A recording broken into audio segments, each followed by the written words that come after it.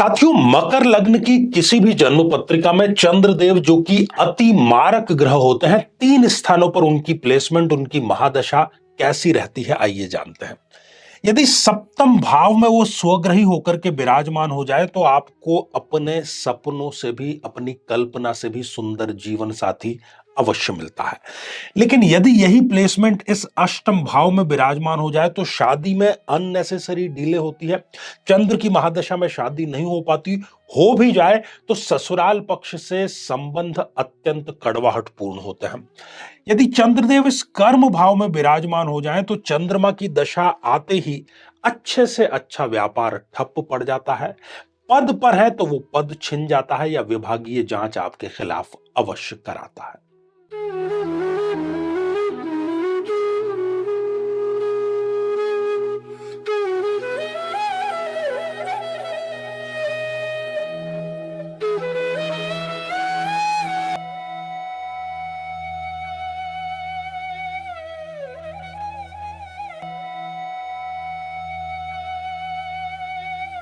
तो मेरे बहुत ही प्रिय और बेहद सम्मानित साथियों, हृदय की असीम गहराइयों से अभिनंदन, बहुत बहुत हार्दिक स्वागत।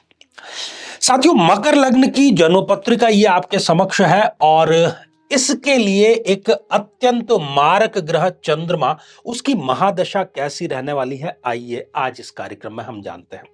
यदि अभी तक आपने अपने लग्न से संबंधित एपिसोड नहीं देखा है और आप यदि जानना चाहते हैं कि वर्तमान कौन सी दशा कैसी आपके लिए रहेगी, तो यहां आई बटन में हम आपको उसका लिंक प्रोवाइड करा रहे हैं, जाकर के आप जरूर देखें।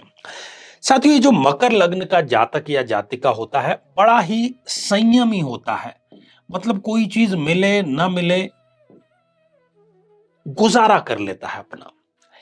ये नेपथ्य में रहना पसंद करता है। जब भी टीम विजय होती है, कोई बड़ा अचीवमेंट होता है, तो इसमें यह होड़ नहीं होती कि मैं जाकर के और श्रेय ले लूं। नहीं, दूसरे श्रेय ले रहे हैं, कोई बात नहीं। किसी न किसी प्रकार की चिंता इनके लिए सदैव बनी ही रहती है। हाँ, थोड़ा सा माइनस पॉइंट यह है कि ये थोड़े से आलसी भी होते हैं। या तो कार्य करते ही नहीं, करते हैं तब 100% ये जरूर दे देते हैं और खर्च करते समय नहीं देखते कि जेब में पैसा कितना है इनके। तो ये तो मकर लग्न की कुछ विशेषताएं हो गई। अब मकर लग्न में चंद्रमा चूंकि सप्तम भाव का लॉर्ड है और सप्तम भाव का लॉर्ड होने के कारण चूंकि चंद्रमा को एक ही केवल डिपार्टमेंट दिया गया है, एक ही राशि दी गई है और कर्क वो यहां पर सप्तम भाव में है, इसलिए इस जन्म पत्रिका में, मकर लग्न की जन्म पत्रिका में मैक्सिमम प्लेसमेंट में उसके बुरा ही रिजल्ट देना है, क्योंकि मारक है। तो जहां पर जाकर के ये स्थापित होता है उसकी हानि करता है, जहां पर ये दृष्टिपात करता है उसकी हानि करता है। एक एक करके प्लेसमेंट हम यहां पर जान लेते हैं। साथियों, यदि चंद्रदेव लग्न में ही विराजमान हो जाए तो चंद्रमा की दशा अंतरदशा, यहां पर हम प्लेसमेंट के साथ ही यह जरूरी है कि उसकी दशा या अंतरदशा चल रही हो, तभी वो बातें यहां पर फ्रूटफुल रहेगी। और दूसरा, आपको चंद्रमा की डिग्रियां भी देखनी है। कहीं वो 0 डिग्री, 1 डिग्री या 28-29 जैसी अंतिम डिग्रियों का है तो वो आपको रिजल्ट प्रदान नहीं कर पाएगा। तो सबसे पहले इस जातक को वो क्या करेगा, वो इसको श्वसन तंत्र से संबंधित समस्या देगा, साइनस देगा और माइग्रेन देगा या दमा की समस्या है जो वो दे सकता है। अनिद्रा की यहां पर इनको समस्या स्पष्ट रूप से मिलेगी। बिस्तर पर जाएंगे लेकिन नींद जो है वो नहीं आ पाएगी। साउंड स्लीप क्या होता है भूल चुके होते हैं ये चंद्रमा की दशा अंतर दशा में। ये निर्णय ठीक से नहीं ले पाते, दो बिंदुओं के बीच में अपने विवेक का इस्तेमाल नहीं कर पाते। कंफ्यूजन की स्थिति सदैव इनके लिए बनी ही रहती है। किसी न किसी प्रकार की शारीरिक कमजोरी चंद्रमा इनको जरूर देता है, चाहे वो स्त्री हो या पुरुष हो, किसी की भी कुंडली क्यों ना हो। साथियों, आगे बढ़ते हैं, बात करते हैं द्वितीय भाव की। यदि चंद्रदेव इस जन्म पत्रिका में इस धन भाव में यदि विराजमान हो जाए तो धन की कमी सदैव इनको बनी ही रहेगी। पैतृक संपत्ति संबंधी जो विवाद है वो चंद्रमा की दशा अंतरदशा में इनका नहीं सुलझेगा, और सुलझेगा तो उसका रिजल्ट इनके पक्ष में नहीं आएगा। पैतृक संपत्ति जितनी इनको मिलनी चाहिए थी नहीं मिल पाएगी। इनका जो स्वयं का कुटुंब है, पिता का जो पक्ष है, उनके लोग ही इनके शत्रु बन जाते हैं। चंद्रमा की दशा इनके लिए ऐसी रहने वाली है। साथियों, यदि चंद्रदेव इस तृतीय भाव में विराजमान हो जाते हैं, तो यदि ये चंद्रमा की दशा अंतर्दशा में कोई रिस्क लेकर के काम किया है, कोई लोन लिया है, कोई बड़ा रिस्क, कोई बड़ा जोखिम उठाया है, उसमें औंधे मुंह इनको गिरना ही पड़ता है। अपने स्वयं के भाई या ऐसे मित्र जिनको इन्होंने भाई का दर्जा दिया है, उनसे इनको सदैव टांग खिंचाई ही मिलती है। वो भाई के या मित्र के मुखौटे में इनके एक प्रकार से जो दगाबाज दोस्त हैं, उसी प्रकार का व्यवहार ये करते हैं। कोई बहुत बड़ी जो महत्वाकांक्षा है, कोई बहुत बड़ा जो सपना है, वो इनका अधूरा ही रह जाता है चंद्रमा की दशा अंतर्दशा में। ये सारी चीजें यहां पर स्पष्ट रूप से हम आपको बतलाते चले जा रहे हैं। बात करेंगे आगे सुख भाव की।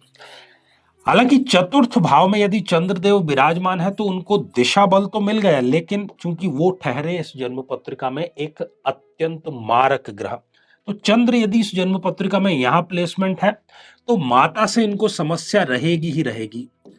माता से इनको कोई ना कोई कष्ट रहेगा ही रहेगा, या माता की चिंता इनको सदैव बनी ही रहेगी। भूमि में यदि ये किसी प्रकार का निवेश करते हैं तो उसमें इनको हानि ही मिलेगी, पैसा फंसना, नुकसान और धोखा। अपना स्वयं का घर बनाने का यदि इनका सपना है तो वो चंद्रमा की दशा अंतर्दशा में नहीं बन पाएगा, अधूरा ही वो लटकता रहेगा। एक्स्ट्रा मैरिटल अफेयर जिसको हम कहते हैं, उसकी तरफ ये गलत कदम जो है वो अपने बढ़ा सकते हैं चंद्रमा की दशा अंतर्दशा में। और अपना एक पसंदीदा वाहन खरीदने का भी सपना जो चंद्रमा है वो इनका सपना ही बना रहता है, वो हकीकत में वो कन्वर्ट नहीं हो पाता। साथियों, यदि चंद्रदेव इस पंचम भाव में जो कि संतान का भाव है, यदि यहां विराजमान हो गए तो वैसे तो यहां पर ये हो गए उच्च राशि के, लेकिन ये मारक ग्रह है, मतलब आपका शत्रु है। शत्रु जितना ज्यादा शक्तिशाली होगा उतना आपके लिए नुकसान है। तो यहां बैठ करके वो प्रेम में आपको धोखा जरूर दिलाएगा, वो भी मेजर, वो भी कम से कम 2 धोखे। चंद्रमा की दशा अंतर्दशा में आप लिख लीजिए इस बात को, ठीक है।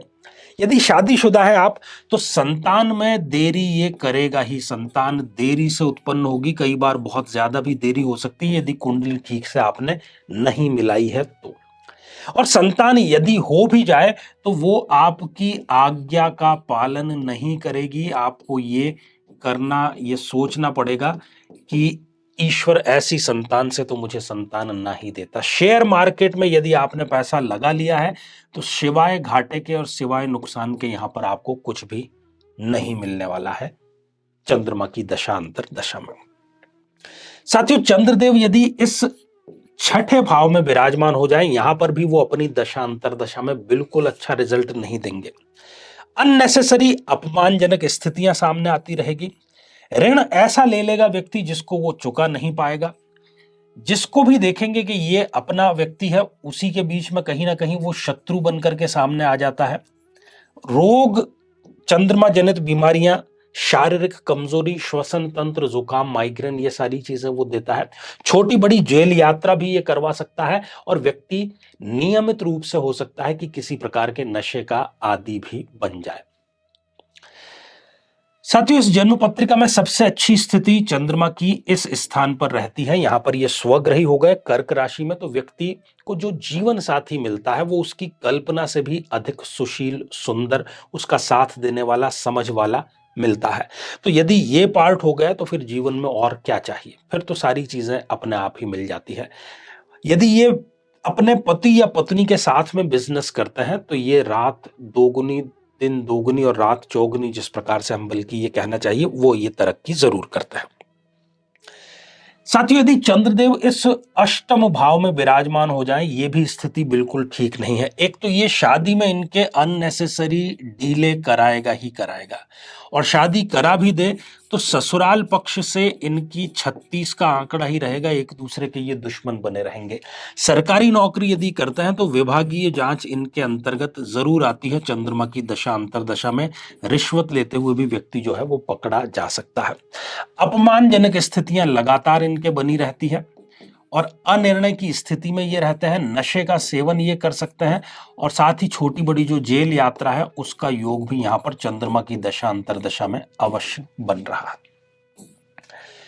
साथियों, यदि चंद्रदेव इस भाग्य स्थान पर विराजमान हो जाएं, ये भी स्थिति ठीक नहीं है। क्यों नहीं है ठीक? इसलिए नहीं है, यदि यहां पर विराजमान है तो चंद्रमा की दशा आते ही जैसे कि भाग्य ने आपसे पंगा ही ले लिया हो, और भाग्यहीनता जिसको हम कहते हैं कि भाग्य साथ ही नहीं दे रहा, वो स्थिति यहां पर स्पष्ट रूप से नजर आ रही है।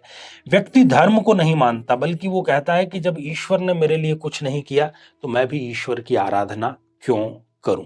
यदि वो यात्रा करता है, विदेश जाता है, तो विदेश में भी उसको सिवाय नुकसान के और कुछ भी नहीं मिलने वाला। मैक्सिमम स्थानों पर आप देख रहे हैं कि चंद्रमा चूंकि एक ही भाव का स्वामी है, इसलिए वो उसी प्रकार के मार्कत्व वाले रिजल्ट जो है वो प्रदान कर रहा है। और आप स्वयं अपनी कुंडली यदि आपकी मकर लग्न की है, घर में किसी के है, तो इस बात को आप आजमा सकते हैं। साथियों, यदि चंद्रदेव इस कर्म भाव में विराजमान हो जाएं, यहां भी वो अच्छा रिजल्ट नहीं देने वाले। पिता से बिल्कुल नहीं बनेगी। पिता का यदि कोई व्यापार इनको मिला है तो उसको ये पूरी तरीके से चंद्रमा की दशा में चौपट कर देंगे, शून्य कर देंगे, माइनस में लेकर के आ जाएंगे। अनुशासित हीन जीवन हो जाएगा, जीवन पूरी प्रकार से अस्त व्यस्त हो जाएगा।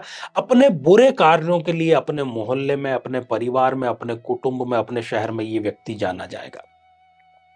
यदि तैयारी कर रहा है, कितनी ही मेहनत कर ले, किसी भी एग्जाम में इनका सिलेक्शन नहीं हो पाता है। चंद्रमा इतना बुरा रिजल्ट यहां पर देता है, और सरकारी कार्य जो है वो बिल्कुल भी इनका नहीं बन पाता। अब यहां पर चंद्र हो गए नीच राशि के, एक तो मारक और ऊपर से यहां पर वो नीच राशि के वृश्चिक के हो गए। तो अच्छी खासी आय जो बनती थी वो चंद्रमा की दशा आते ही आय एकदम से डिक्लाइन हो जाएगी।